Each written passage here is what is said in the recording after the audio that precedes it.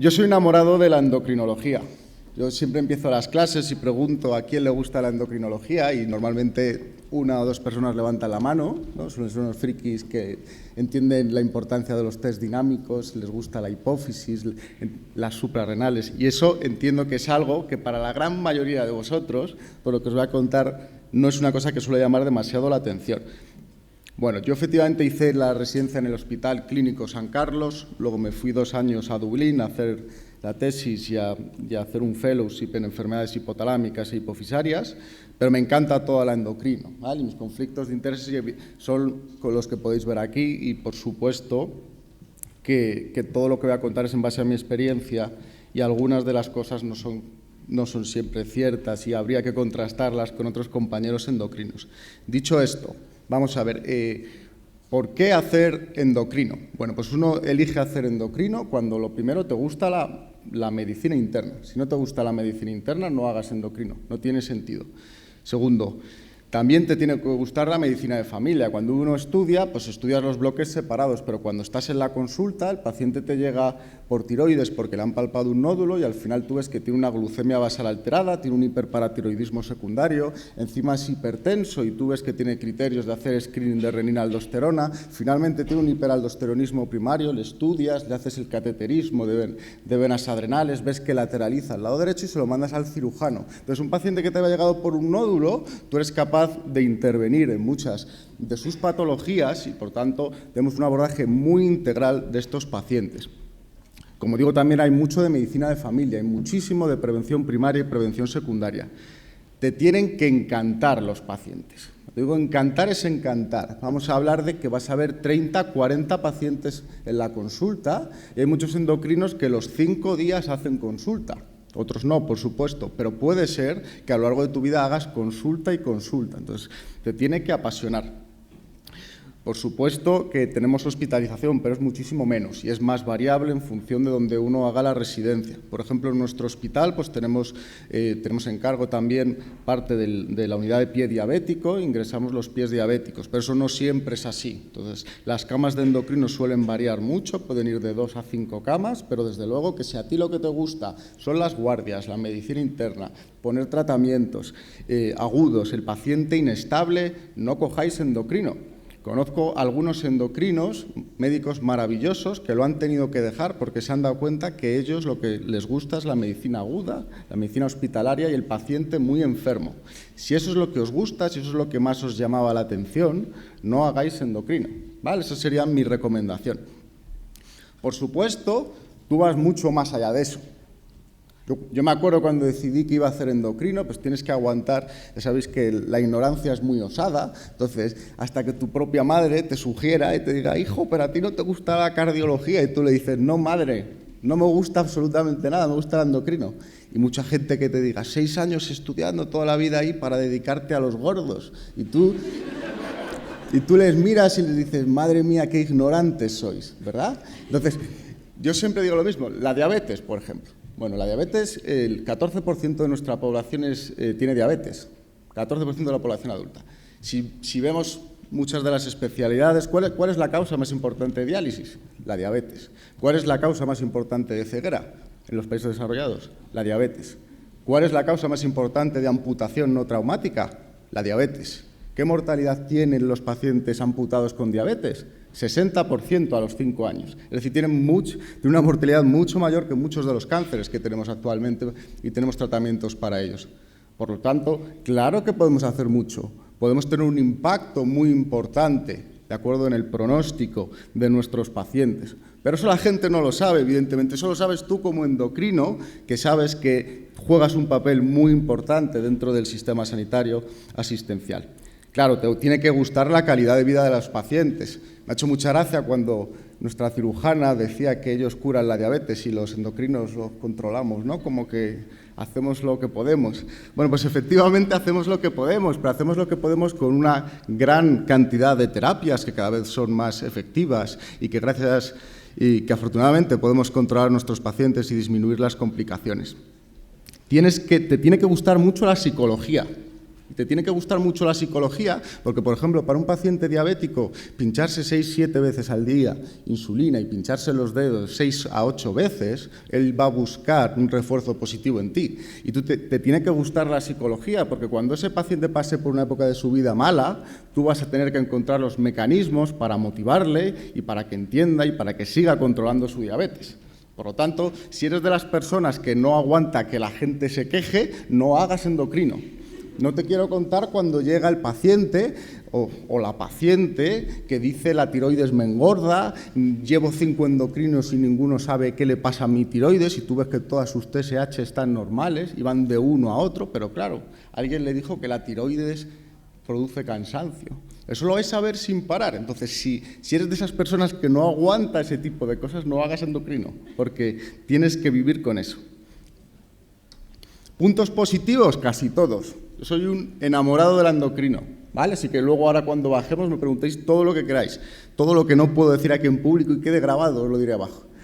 ¿Por qué es muy positivo? Bueno, vemos de todo. La variedad de patologías es alucinante. Porque, como decía, la ignorancia es muy osada y, entre otras cosas, hoy antes de venir, actualmente estoy haciendo investigación en este hospital y por lo tanto no tengo una agenda propia, pero he cogido la agenda propia de uno de mis compañeros endocrinos. Digo, voy a ver qué tiene hoy citado, los 4 nuevos, simplemente para contarlo. Bueno, pues uno de ellos era un paraganglioma, un tumor, como sabéis, productor de catecolaminas a nivel mediastínico. El otro paciente nuevo era un prolactinoma, teníamos un hiperparatiroidismo primario y un carcinoma folicular de tiroides. Por lo tanto, los que vayáis a hacer endocrino y aspiréis a estar en un hospital grande, potente, eso es lo que vais a ver si queréis, ¿vale? O sea, que nadie os meta en la cabeza que lo único que hacemos es poner dietas y a la gente que viene después del verano y se ha pasado un poco, les ponemos una dieta hiperproteica. No, mentira.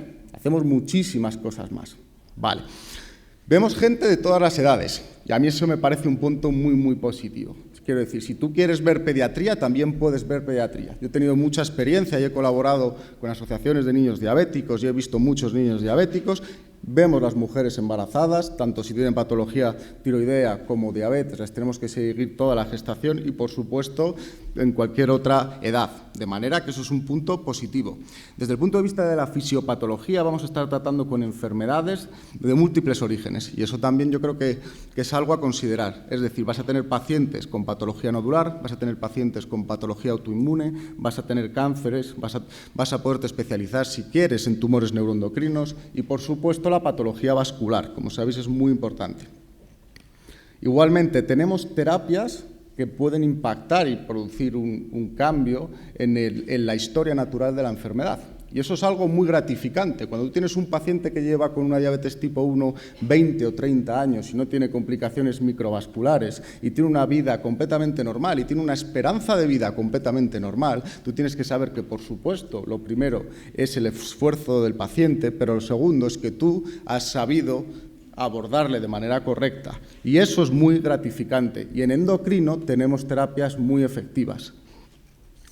Bueno, tenemos poca patología urgente, pero a la que tenemos nos encanta y es muy espectacular. Es decir, la cetoacidosis diabética, aunque efectivamente al final lo tratamos cualquier médico general que trabaje en un hospital. También podemos tener algo más específico, como las tormentas tiroideas, aunque sean mucho menos frecuentes, y, por supuesto, las apoplegias hipofisarias. La hiponatremia aguda es algo que también está más de moda y que muchos endocrinos pues, también se especializan, pero un poco sería ese nuestro campo. En cualquier caso, durante la residencia haces medicina interna y vais a tener que tratar los mismos cuadros que el resto de médicos en el pool de interna. Desde el punto de vista de las salidas profesionales, pues como estamos diciendo, está todo ahora mismo, no es el mejor momento, pero endocrino aguanta. Es decir, si hablamos que el 14% de la población tiene diabetes, que el 50% de las mujeres tienen nódulos tiroideos cuando llegan a los 50 años de edad, que la obesidad, pues tenemos un 30%, pues ¿qué pensáis? Que claro que hay trabajo.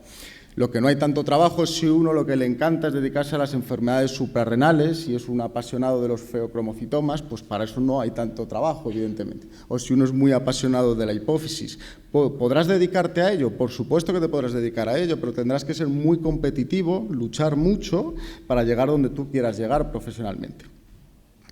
Otro punto positivo es que si no quieres, no tienes que hacer guardias. Y la vida es muy larga. Entonces, cuando hablamos de tener o no tener privada, pues eso es una cosa que hay que valorar, por ejemplo, también. Uno no sabe dónde vas a estar dentro de 10 o 15 años. Uno no sabe las necesidades económicas que vas a poder tener dentro de unos años. Y hay especialidades que te dan la opción, en caso de que tú quieras o lo necesites, de poder tener un complemento salarial en ese sentido.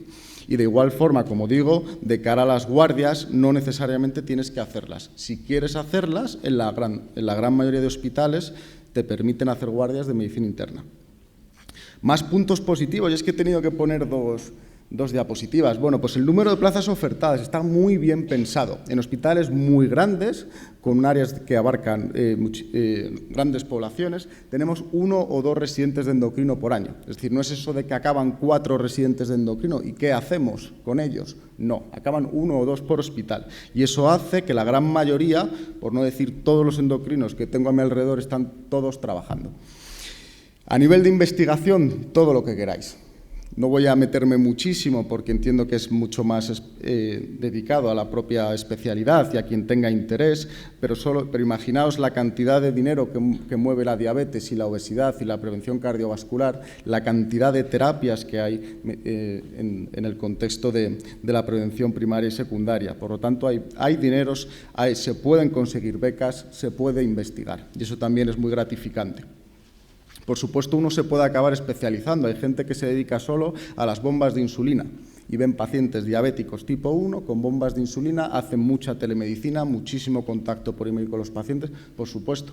Hay gente que solo ve nutrición, hay gente que solo sigue pacientes operados de cirugía bariátrica. O puedes ser un endocrino más general, digamos un internista que abarca menos, pero que abarcas muchísimo, como ahora veremos. La radiología, como muchas otras especialidades, cada vez está más incorporada a la especialidad. Y es que hoy en día se asume que si tú vas a ser endocrino vas a ser capaz de mirar por ti solo las imágenes de los nódulos tiroideos y vas a estar de acuerdo o no con la opinión del radiólogo. Y eso es exactamente igual la gente que se dedica más a hipófisis o a suprarrenales. Tú vas a acabar sabiendo igual o mejor, porque tienes mucha más información clínica del paciente de cara a las pruebas de imagen y a los resultados que estás viendo. Bueno, muy bien, pues sí, esto es endocrino, efectivamente, que nadie se meta en endocrinos y dice, no aguanto a la obesidad, yo eso no lo puedo aguantar. Puede que no te guste, pero si eres de los que no lo puedes aguantar, no te metas en endocrino, porque vas a tener que poner dietas, vas a tener que hablar de nutrición con la gente, ¿vale? Entonces, si odias la nutrición, no lo hagas, que a veces pasa. Por supuesto que la diabetes y el tiroides te tienen que gustar y te tienen que gustar porque vas a ver muchísimos pacientes. Pero esto también es endocrino y esto también se ve en los hospitales y esto son retos diagnósticos y terapéuticos. No hay nada desde un punto de vista endocrinológico más apasionante que cuando tienes un Cushing y estás buscando y tienes una variedad de pruebas diagnósticas impresionantes y no estás seguro de dónde está el tumor, por ejemplo. De cara a las nuevas tecnologías de diabetes, pues como podéis ver, no sé si tenéis alguna experiencia, pero los que queráis hacer endocrino, pues esto es un mundo en el que hay muchos medios, muchísima investigación y en el que avanza muy rápido. Y estamos avanzando tan rápido que pronto vamos a ser capaces de tener casi lo que llamamos el páncreas artificial. Ya tenemos sistemas de infusión continua de insulina, tenemos medidores de glucosa intersticial y tenemos bombas de insulina que se suspenden de manera automática cuando el paciente tiene hipoglucemia. Y esto va tan rápido que el que haga endocrino va a ver unos avances en el tratamiento de la diabetes mellitus autoinmune muy importantes en los próximos años. ¿Puntos negativos? Pues claro que los hay, que es consulta, consulta, consulta. Y claro, pues un día ves 30, vuelves al día siguiente y tienes otros 30. Y al día siguiente tienes otros 30. Es decir, eso hay que pensarlo, no hay nada perfecto. Y eso, por supuesto, es una de las cosas que son de la presión asistencial duras de nuestra especialidad. Monótona, a mí no me lo parece, pero entiendo que el que sea un apasionado de la medicina interna, que quiera ver de todo, no debería de hacerlo, ¿vale? Pero, dicho eso, a mí no me lo parece. Muchas enfermedades no se curan, pero mejoramos el pronóstico y la calidad de vida. Por supuesto que lo hacemos, por supuesto, y algunas sí se curan. Tenemos poca hospitalización, hay gente que va a echar de menos el tener el paciente agudo, inestable, enfermo, y eso pues, es uno de los puntos negativos de endocrino. Luego, por supuesto, como decía House, los pacientes mienten y vas a tener cientos de pacientes delante tuyo que dicen que no comen absolutamente nada y que tú no te lo crees, ¿vale? Y lo vas a tener que asumir, ¿vale? Y eso es así.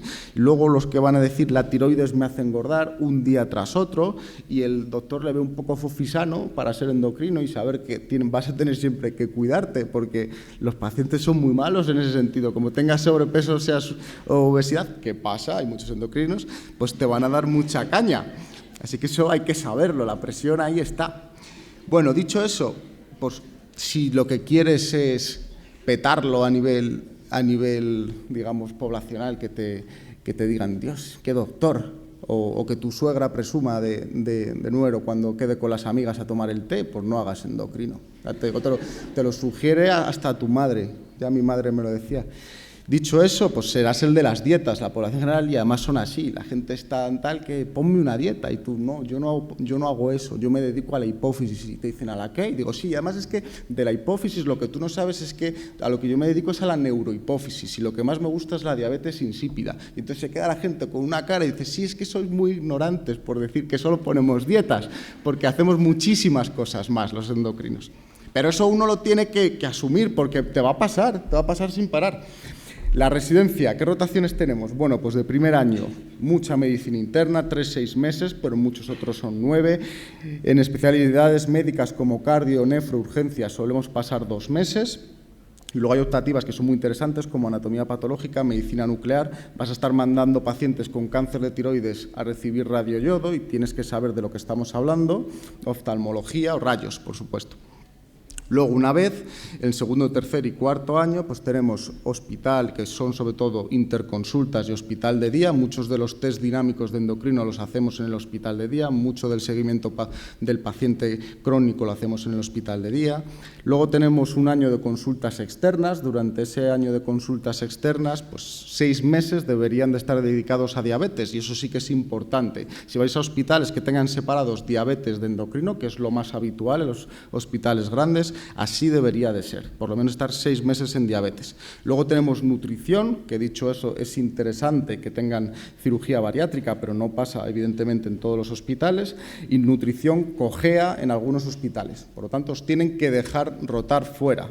Aunque parezca increíble, yo recuerdo cuando fui a preguntar endocrino, había varios servicios que me decían que no se podía rotar fuera y no eran servicios, lo que se dice, potentes. Por lo tanto, eso lo tenéis que haber preguntado porque va a marcar vuestro periodo formativo de una manera significativa. Las guardias no tenemos de endocrino, solo hay un par de hospitales en todo el país que hacen guardias de endocrino y son de localizada, pero bueno, sí que se concibe que muy probablemente si estás en un hospital grande vas a tener que llevar un móvil donde pacientes con bomba de insulina te pueden contactar en las 24 horas del día para contarte los problemas que tengan de cetoacidosis, hipoglucemias y cómo manejar. O sea que eso sí está ahí. Pero luego lo que entramos y lo que hacemos es mucha medicina interna. Durante la residencia vas a hacer medicina interna. ¿Qué tienes que hacer? Elegir un hospital grande si puedes, por supuesto. Endocrino es muy, muy amplia, cuanto más patología veas, mejor, sin duda. Que esté compensado, y eso es difícil, que esté compensado en el sentido de que la diabetes sea potente, la nutrición sea potente y luego el resto de patología glandular, incluyendo tiroides y cáncer de tiroides, sea potente, no es tan frecuente. Aquí en Madrid hay un par de hospitales que sí lo son, como luego hablaremos. El ambiente es importantísimo. Uno puede hacer la especialidad que más te guste del mundo, que como llegues y sea muy competitivo, no se trabaje en grupo y te sientas muy presionado, te deja de gustar la especialidad. De manera que tú habla mucho con los residentes, pregúntales si están contentos, y no solo con los que han empezado, sino con los que están acabando. A nivel de guardias, que se libren. Vamos, si un endocrino no libra las guardias ya, no sé qué justificación podemos decir, que hay 2 nódulos más que tiene que ver el adjunto, pues que los vea, y lo digo yo que soy adjunto ya, quiero decir, no se puede justificar que un residente no, por ley se debe librar las guardias, nadie debería trabajar más de 24 horas seguidas. Como hemos dicho, la posibilidad de rotación externas. A nivel de formación varía muchísimo. En endocrino, concretamente, tenemos hospitales muy excelentes y hospitales mediocres. Y digo esto a expensas de que no me contraten en una grandísima mayoría de hospitales por haber dicho eso, pero es la realidad. O sea, hay sitios muy potentes, con mucha investigación, con mucha formación, con mucha docencia, donde uno va y tiene sesiones semanales 3-4 veces, y hay otros donde solo se cancelan las sesiones y hay 1 o 2 veces como mucho. Entonces, Entonces, eso claro que cambia muchísimo el ambiente de trabajo y la motivación que vais a tener. Si puede haber bombas de insulina, por supuesto, es el futuro, debe conocerse, cirugía bariátrica y consultas monográficas. Las consultas monográficas son maravillosas. Por poneros un ejemplo, pues aquí nosotros en el clínico tenemos de hipertiroidismo por amiodarona, hipogonadismos, tumores neuroendocrinos, vamos a abrir una de hipófisis próximamente y eso, tenemos una de alta resolución nódulo tiroideo y cáncer de tiroides y eso es muy gratificante como residente porque tú tienes 20, 30 pacientes citados que vienen para una patología concreta y de los cuales vas a estar con el mayor especialista en ese servicio y vais a aprender más que si rotáis 5 años yendo de un lado para otro. Entonces, las unidades monográficas, eso aplicado a cualquier especialidad, es algo muy interesante. La ECOPAF de tiroides es algo que muchos endocrinos se están metiendo por hacer manos y por hacer algo más y porque les gusta, pero no pasa siempre, no lo tenemos en muchos.